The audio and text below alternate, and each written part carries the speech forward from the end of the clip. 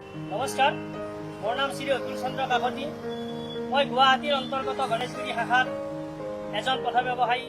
Corona মহামাৰী অহাৰ পিছত আমাৰ যিখিনি স্থাবৰ টকা পইচা আছিলে সেইখিনি আমাৰ সম্পূৰ্ণৰূপে শেষ হৈ গৈছিলে। কাৰণ আমি প্ৰায় এবছৰ বহি খাব লগা হৈছিলে ঘৰতে বহি।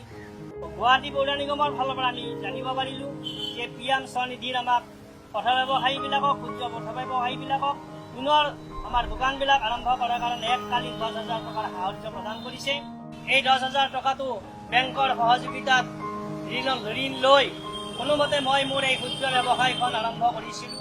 10,000 টকা এককালীন সাহায্যটো পৰিশোধ কৰি দ্বিতীয়বাৰৰ কাৰণে 20,000 টকা মই ঋণ লৈ সেইটো পৰিশোধ কৰি বৰ্তমান মই 50,000 টকাৰ এই ঋণ চলাই আছোঁ। এতিয়া মই অন্তত মোৰ দুখন টেবুল যি চলাই আছিলোঁ আগতে, তাত পৰিৱৰ্তে এতিয়া মই 4চকীয়া এখন বাহন হিচাপে কৰি লৈ মই দোকানখন সুন্দৰভাৱে চলাব পাৰিছোঁ। আৰু এতিয়া মই সেই চাহ পিঠাৰ পৰিৱৰ্তে মই এতিয়া দিনৰ দিনটো পুৰি চব্জি, ৰুটি চব্জি এইবিলাক বিক্ৰী কৰি মই আগতকৈ মোৰ উপাৰ্জনটো বঢ়াবৰ কাৰণে মই সক্ষম হৈছোঁ।